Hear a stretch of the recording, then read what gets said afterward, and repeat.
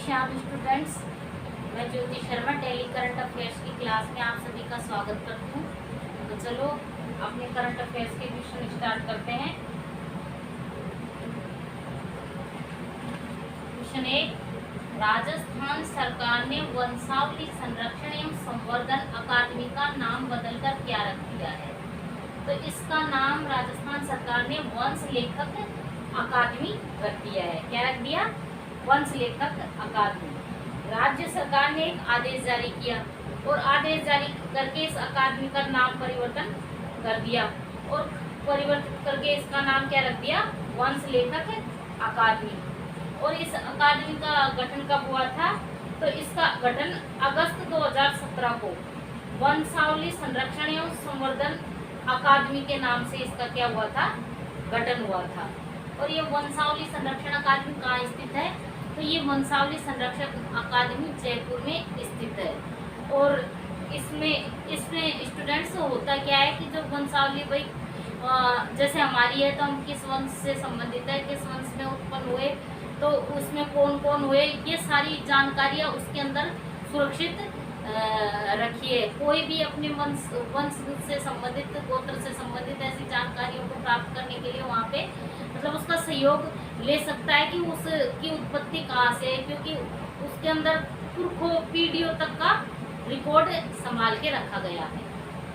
अब next question पर आगे बढ़ते हैं। क्वेश्चन नंबर 2, मुख्यमंत्री चिरंजीवी स्वास्थ्य बीमा योजना के तहत अब कितनी आय वाले परिवारों को 850 रुपए प्रीमियम का भुगतान नहीं करना होगा?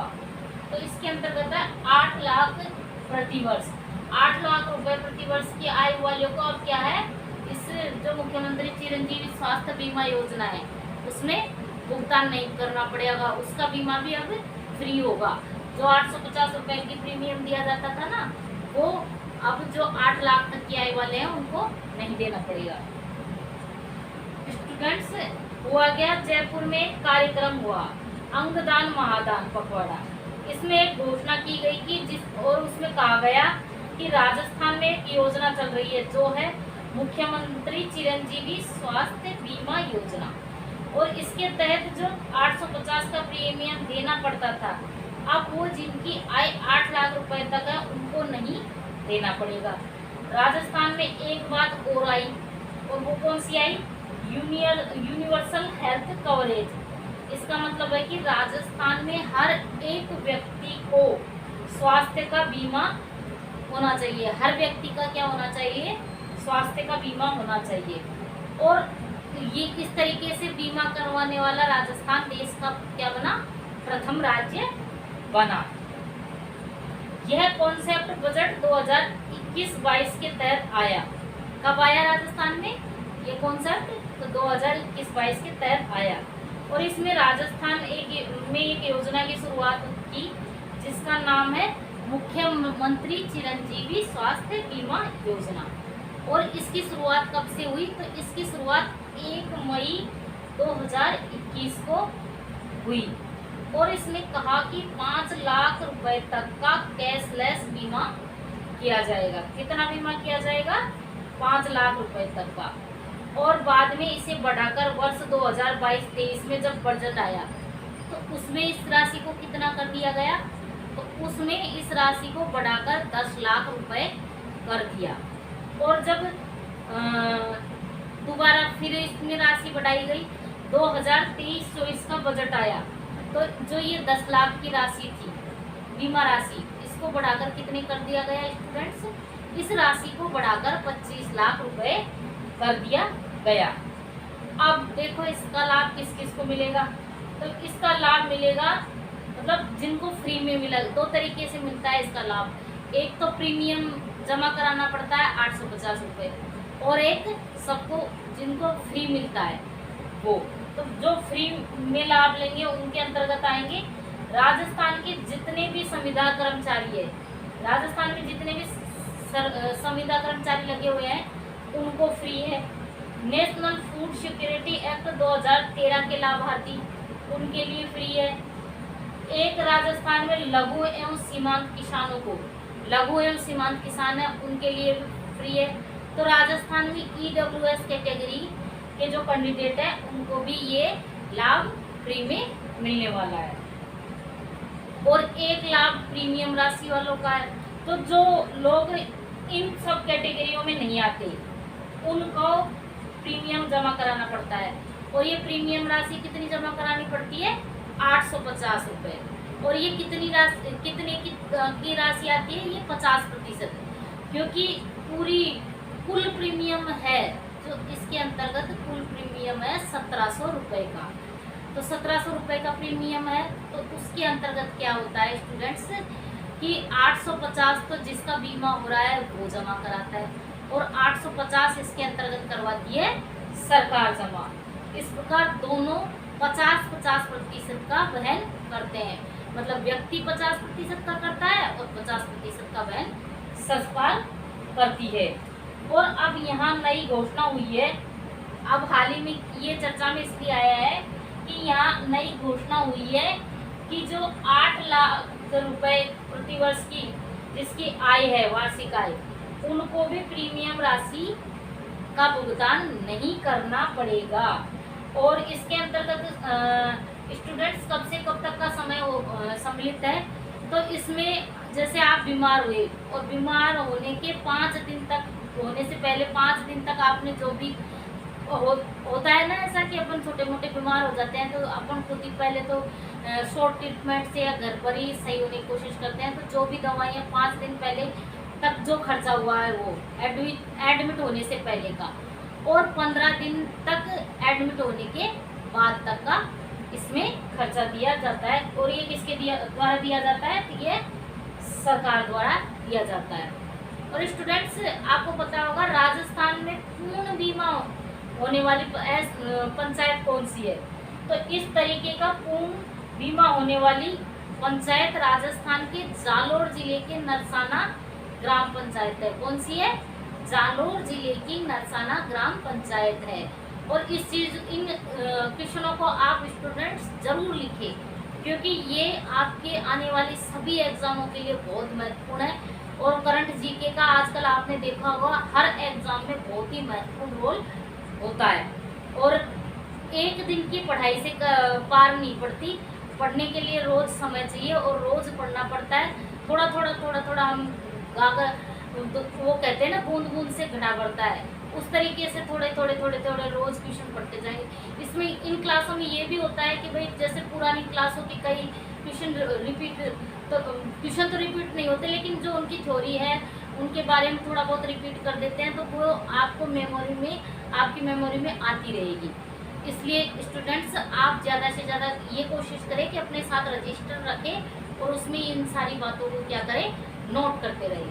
अब नेक्स्ट क्वेश्चन पर आगे बढ़ते हैं। क्वेश्चन नंबर 3, विन्नीपेग कनाडा में चल रहे world police and fire games 2023 में किस खिलाड़ी ने टारगेट आर्चरी में स्वर्ण पदक जीता?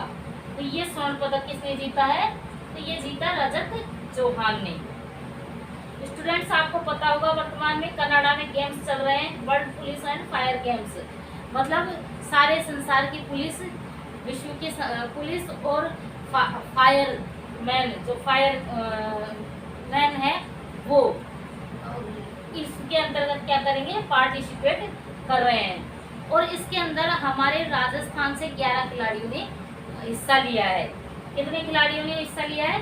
11, जिनमें से 3 तो महिला हैं और 8 पुरुष खिलाड़ी है। और इन्होंने यहाँ पर मेडल भी जीते हैं और उनमें से है रजत चौहान। रजत चौहान ये तीरंदाजी के खिलाड़ी है। किसके खिलाड़ी है? ये तीरंदाजी के खिलाड़ी है।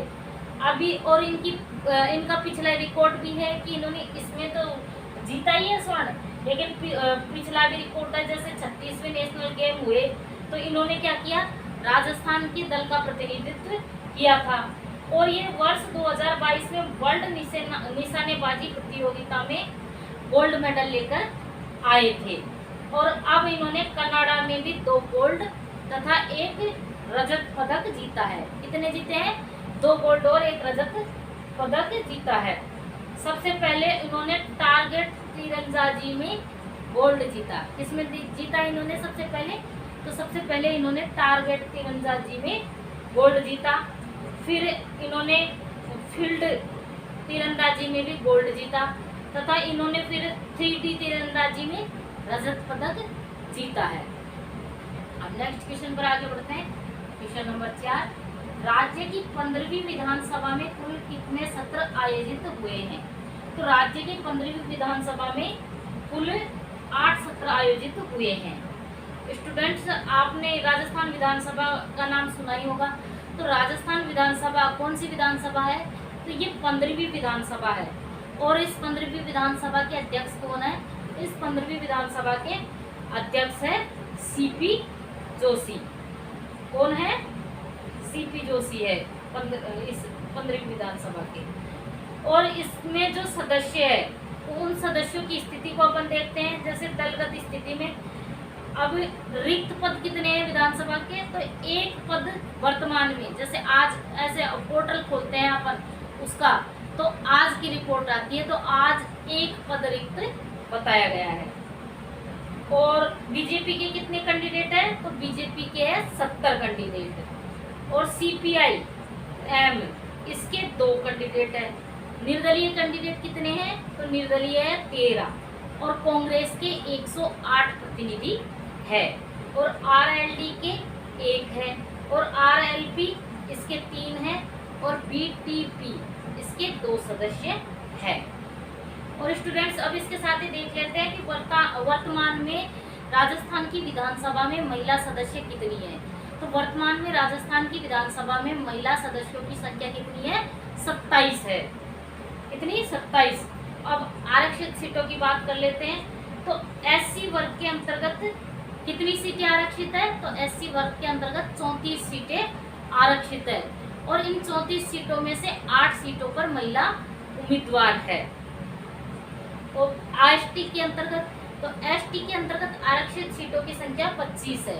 कितनी है एसटी के अंतर्गत आरक्षित सीटों की संख्या? 25 है। और महिला उम्मीदवारों की संख्या है 3। अब राजस्थान में 15वीं विधानसभा में 8 सत्र हुए हैं। 15वीं विधानसभा में कितने सत्र हुए हैं? 8। जबकि 14वीं विधानसभा में 11 सत्र हुए थे। कितने सत्र हुए थे 14वीं विधानसभा में? 11। 3 कम हुए हैं 14वीं विधानसभा से। इस बार 8 हुए हैं। और इस 8वें सत्र में राष्ट्रपति महोदया का संबोधन भी हुआ था। जो 8वां सत्र हुआ, तो हम इस 8वें सत्र में जो हमारी राष्ट्रपति है महामहिम द्रौपदी मुर्मू जी, तो उनके द्वारा संबोधन भी हुआ था। और इसका संचालन 1044 घंटे तक इसका मतलब संचालन हुआ। नेक्स्ट क्वेश्चन पर आगे बढ़ते हैं। Question number 5, Amrit Bharat station योजना के तहत देश भर के 500 रेलवे स्टेशनों में से कितने रेलवे स्टेशनों को शामिल किया गया है? तो इसके अंदर स्टूडेंट्स 82 स्टेशनों को क्या किया गया है? शामिल किया गया है। अमृत स्टेशन योजना के तहत देश भर के 500 रेलवे स्टेशनों का कायाकल्प किया जा रहा है। कितने का किया जा रहा है? 500 रेलवे स्टेशनों का। और 6 अगस्त को प्रधानमंत्री इसकी आधारशिला रखेंगे। कब रखेंगे प्रधानमंत्री इसकी आधारशिला? 6 अगस्त को, मतलब आज रखेंगे प्रधानमंत्री इसकी आधारशिला। आजादी के अमृत काल में राजस्थान के 82 रेलवे स्टेशनों को विश्व स्तरीय सुविधाओं से सुसज्जित किया जाएगा। अमृत भारत स्टेशन योजना के तहत इन स्टेशनों का पुनरुद्धार किया जाएगा। इनमें 55 रेलवे स्टेशनों का मोदी जी द्वारा, हमारे जो देश के प्रधानमंत्री है मोदी जी, उनके द्वारा 6 अगस्त यानी आज क्या किया जाएगा? वर्चुअली शिलान्यास किया जाएगा इनके द्वारा। इन स्टेशनों का कायाकल्प हो जाने से राजस्थान का रेलवे ढांचा मजबूत होगा। क्या होगा? राजस्थान की रेलवे ढांचा मजबूत होगा। अमृत भारत स्टेशन योजना के तहत राजस्थान में इससे पहले कुछ बड़े स्टेशनों के रिनोवेशन का काम भी क्या हो चुका है? शुरू हो चुका है।